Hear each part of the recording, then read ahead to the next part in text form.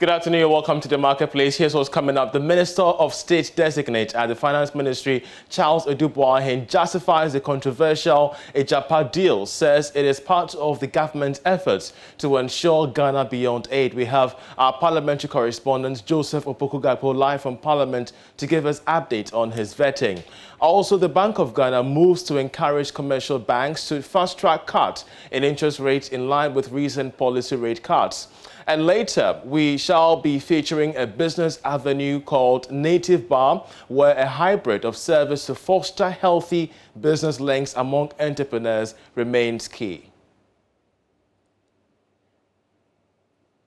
Hello once again, you're welcome to the program. To our first story, the Minister of State Designate at the Finance Ministry, Charles Edouboahin, says the controversial Ejapa deal is part of government's efforts to ensure Ghana beyond aid. Responding to questions at the vetting before Parliament committee, he said the arrangement is nothing new. Meanwhile, the Minister of State Designate at the Finance Ministry, Charles Edouboahin, has also justified the recent borrowings by government. According to him, this was due to severe revenue shortfalls and negative impact of COVID-19 on the economy. Mr. Boahin disclosed this in response to questions from some members of the appointment committee in Parliament a while ago. Well, if we do have Joseph, we could connect with Joseph to give you updates as to what exactly the vetting has been about. Joseph, if you could hear me, what exactly has been the import of Charles Edouboahin's submission at the vetting committee today?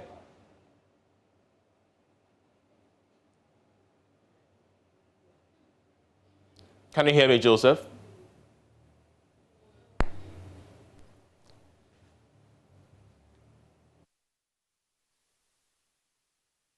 Having issues with your sound, but we shall try reconnecting to Joseph on that. But of course, to other stories, as you follow up on the vetting of the Minister Designate, the Minister of State Designate, Charles Edouboahin, regarding his submissions on the Ejapa royalties deal and as well that of government spending and the 2021 budget. We shall cross over to Joseph shortly as we fix some issues there. But in the meantime, the Bank of Ghana will, before the end of this week, hold series of meetings with some chief executives of banks.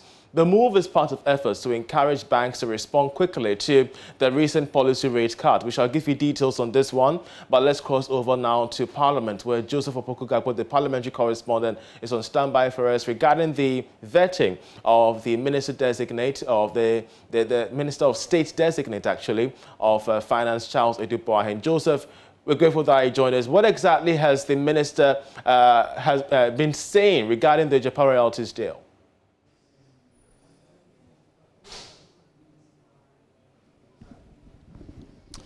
Charles, a number of issues have come up at the vetting. Mr. Edouboahin essentially explaining some of the decisions that the NPP administration has actually taken over the last 4 years when it comes to the management of the economy broadly.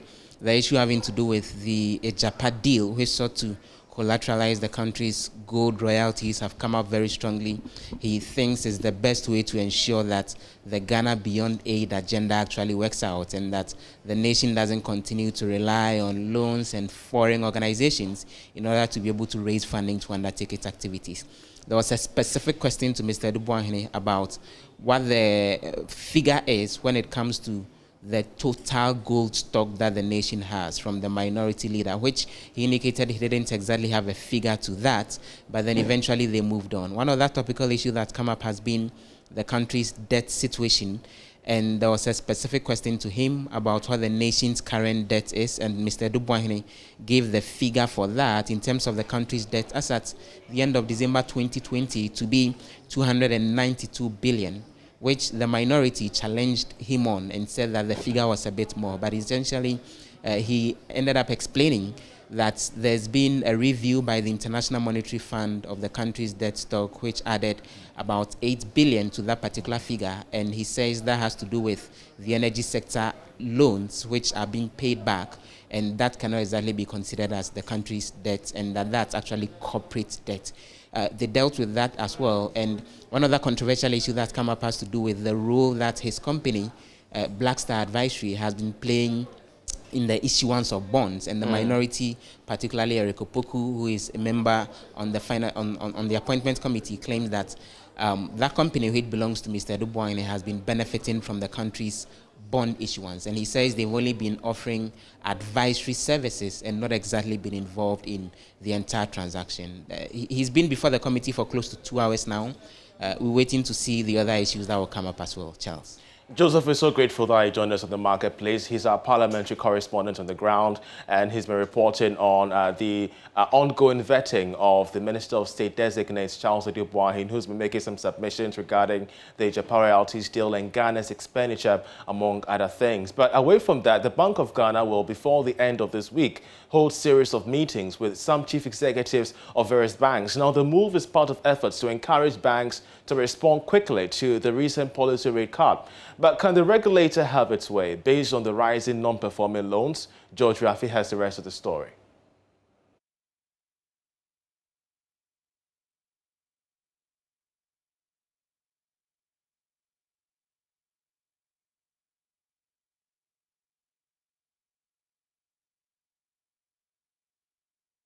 We shall give you details of that story, but we're going for a short break. We'll be right back. To stay.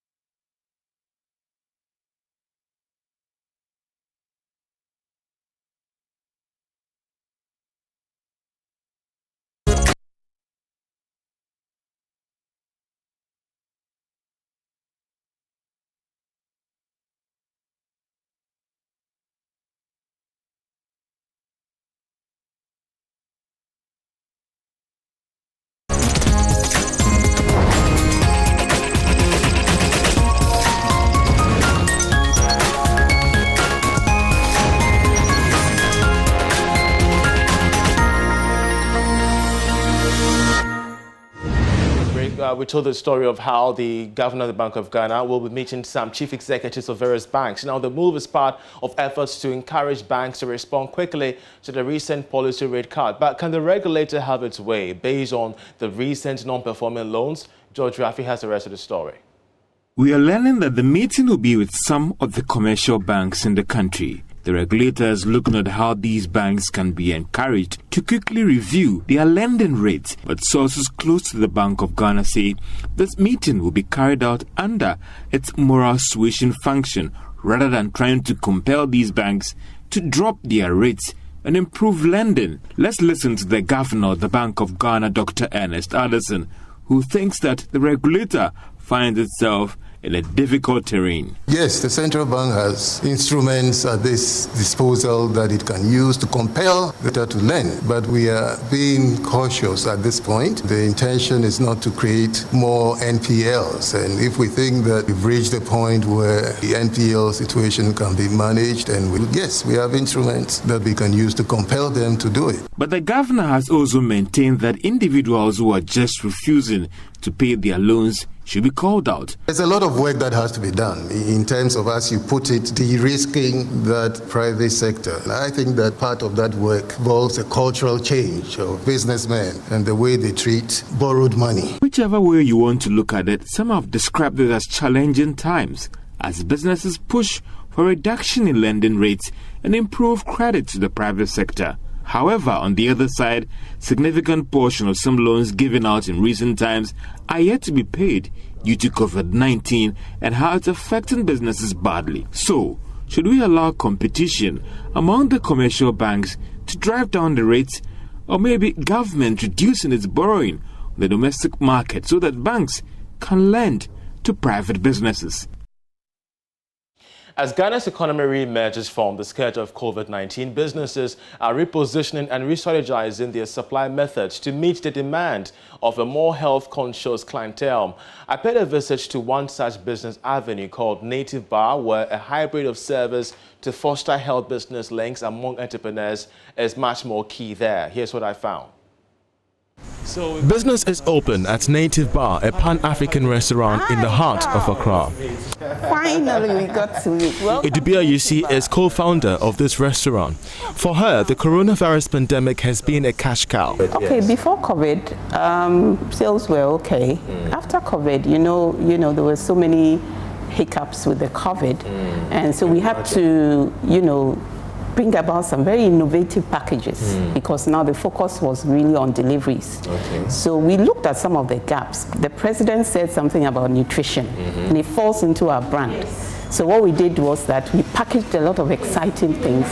People didn't want to go to the market. Native Bar would do family cuisine so that we deliver to you. We had discounts for corporates. We had such exciting packages, leveraging on the nutritious meals that people have to eat so that they boost their immune system. So what happened was for us, post-COVID, like before COVID, we had about 20% delivery services. Okay. After COVID, we had about 80%. Whoa, so there was a positive for us with the COVID because we actually looked at all the needs that it brought about and we leveraged on it and put together packages. So yeah, you look at a disadvantage and turn it into an advantage. Perfect.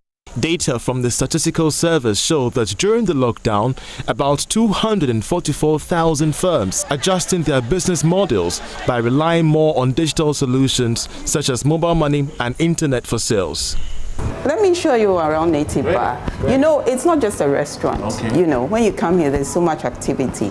Like if you want to read, we have this.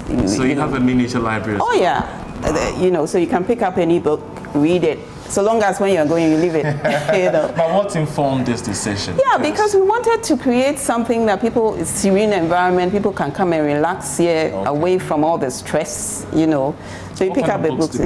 Any type. Family, you have stories, you have entrepreneurship, and all that. Then we have games. If you're a family, you come here, you have the Ludo, the Owari, and all these things. So you can just hang out here the whole day. Away from home. Oh, absolutely. Absolutely. But one thing that caught my attention has been the arts. It's the arts. This was so deliberate because we wanted at the same time to also showcase Ghanaian artwork. Okay. And these were made by Ghanaians. These are made by Ghanaians. Excellent artwork, and we wanted to use our walls to showcase Ghanaian artwork. So every now and then you come to Native Bar, there's a new artist we are featuring. So this artist. So you do change the. Oh yeah, we do. It's deliberate. And it's for sale. Okay. Yeah. So sometimes when you're eating your very healthy meals, it's going down, digesting very well because the ambiance is very lovely, catches your attention, you want to buy. We have, Caucasians come in here, tourists, and they want to buy it. They bought, quite a number. Okay. So what are your interpretations of these? Actually, I have an artist background. I did O-level arts. Oh, wow. So I have an artist background. And one of the things that really struck me about his artwork is that he's depicting African women in a very beautiful way. I see that. Most of the time, what sometimes I don't really like is the fact that you have all these carvings and the women don't look too beautiful. But this is so beautiful. I mean, it's like different ways in which African women, are beautiful African women, and that's. So that's a woman with This is a woman with an afro hair. Yes, typical of the African woman. Yeah, absolutely. And I also see the elephant. Yeah. This is also somewhat political in its stand. Don't go there. But also artistic in its nature. Yeah. You can see the might. I think I interpret this in so many ways, as in, the might of an elephant and the aspects of every aspect of the body parts of an elephant is useful. Speaking of art, we have this gentleman. Yeah, so this beautiful artwork that we were talking about, this is the person who did it. This is the artist. His name is Eric Otu. Eric, great job. Yeah, Eric. Let's sit with him and see what he has to say. All right. So you just sit next to him. All right. He's the one who's made your place so beautiful and so colorful. Eric, nice to be on the show. And so you do all these things yourself? Yeah, I do all these things. For how long have you been into the arts industry? Actually, I started for 2012 when I started. It was a bit rough. So I was doing, but then I was doing shoemaking and barbering. To get the colors, because the colors is not, it's a bit expensive. So when I realized that no, then I have to give myself to the art, because I wasn't able to focus on it and it was not coming out, the beauty was not coming out. So I dropped the shoemaking and barbering and I focus on it full time. So now I'm a full-time painter. So you had no educational training in this? This is pure talent. Yeah, I have it. Actually, I'm a talented. It's a raw gift, but I passed through a system. I attended the Granada College of Art and Design. So you're not just serving people meals, but you're also connecting creative minds like that of Eric to the potential of business. And actually, when we started, we wanted to have different groups of entrepreneurs meet here. This should be the hub where you meet and you talk about your innovative ideas and all that. So the artist thing is just an angle of it. But most people come here and have their meetings, and throughout the whole day they eat, then they have their meetings. So how do you share the sales? Okay, so the thing is, because we want to promote them, elsewhere when they do an exhibition, they really charge them. But on our walls, we just take a small percentage. I'll tell you after the show. It isn't all about the profits. Our pack is eco-friendly. Idibia also demonstrated the eco-friendly materials Ghana made, by the way, she has employed for packaging.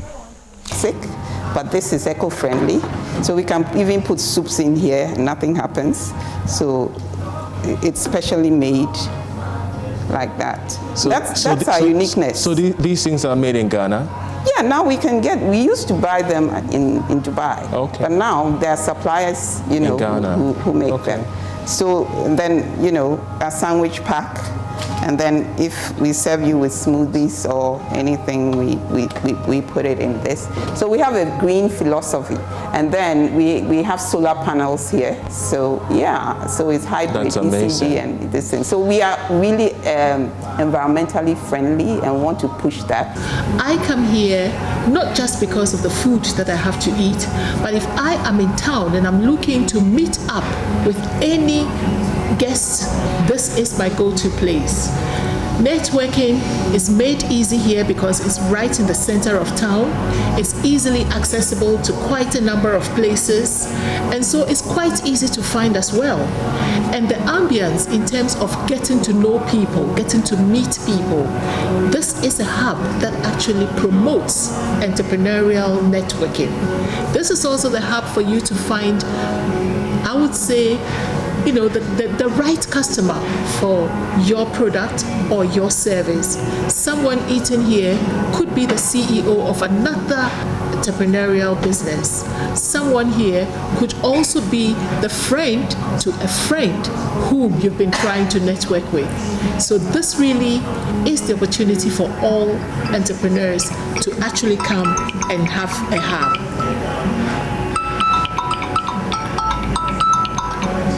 Like I said, I'm actually meeting a guest here.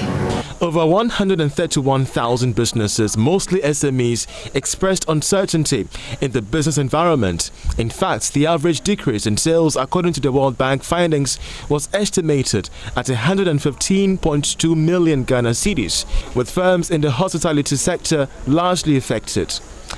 To bounce back, Idibia calls for entrepreneurs to explore niche markets and products. So I'm very passionate about businesses that are run well. Because most of the time, the perception about Africans is that you start something, it's nice. Exactly. You know, after some time, you know, the thing becomes so mediocre. We have to be consistent, okay? So that is some of the things that, for me, I would advise a lot of entrepreneurs, that you start something. You have to do it with everything. You have to ensure that it's up to perfection, because you are meeting a need for a client or a customer. So it's not a wishy-washy thing.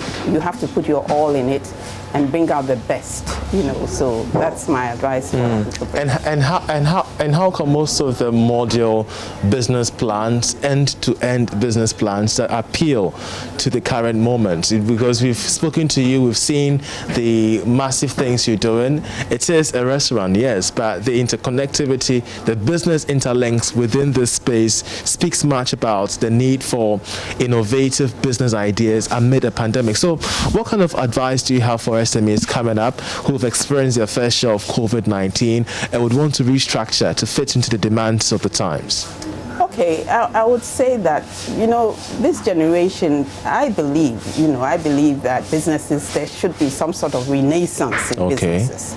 And businesses should not be, somebody is doing this, I'm doing the same thing, you know. So you just find a problem that there's so many problems around that you want to meet a need. Because one thing about businesses is that if your passion, if your heart is not in it, when the challenges come, you just run away. So you have to find a problem that, you know, you can solve. And then find ways, different ways of, the reason why you go and look at your competitors is to find where are the gaps. What can I do differently, okay, to meet a certain need? And you put your all in it and raise the bar all the time. And excellence sells itself. To lessen the impact of COVID-19, co-founder of Native Bar wants SMEs to be buoyant, innovative, and have a hold of current market demands. This, she says, is how to stay in business amid a global health crisis. A total of 100 million Ghana cedis has been attributed to the survival and recovery of several businesses in Ghana under the Ghana Cares program. But for enterprises like that of Native Bar, being innovative and much more abreast with the demands of the time is all that SMEs need in this era of COVID-19. I'm Charles Aite for Joy Business. A warm reception it was. Away from that, the first half of the year has ended, and government during this period has injected more stimulus for business recovery and growth amid COVID-19. Just recently has been the reduction of the policy rate by 100 basis points to 13.5%. As these developments play out, we engage the Chamber of Entrepreneurs on how SMEs are taking it all in. Sharif Ghali is the CEO of the Chamber. He joins us via Zoom. Sharif, grateful that you joined us. How did the first quarter really fare for entrepreneurs?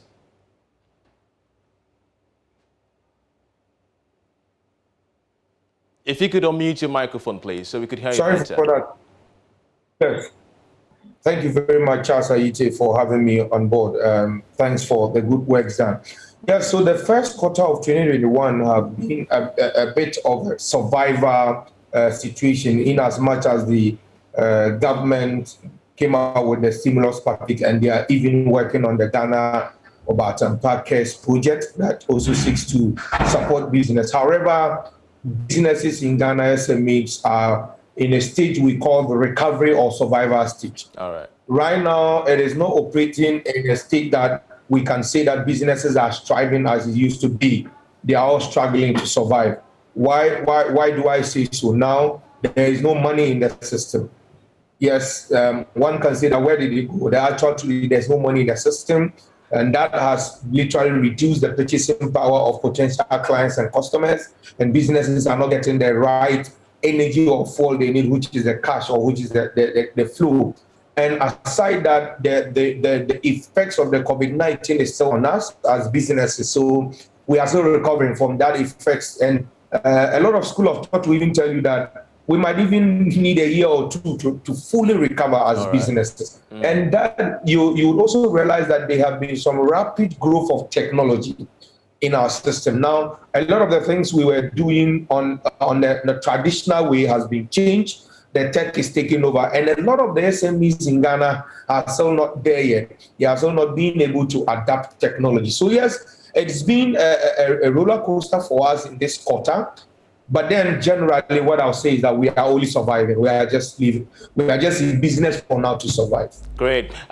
In just a minute, Sheriff, help us understand what the prospects hold for entrepreneurs now that we are in the second and even the last quarter of this year.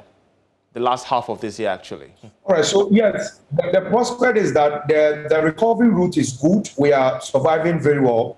And the only thing we need is that the government of the day, hopefully, we are hoping that the development bank that they are bringing on board will be able to help entrepreneurs have access to that at least competitive, I don't want to use the word cheap financing, but competitive financing or credit. It's one of the things that businesses need now.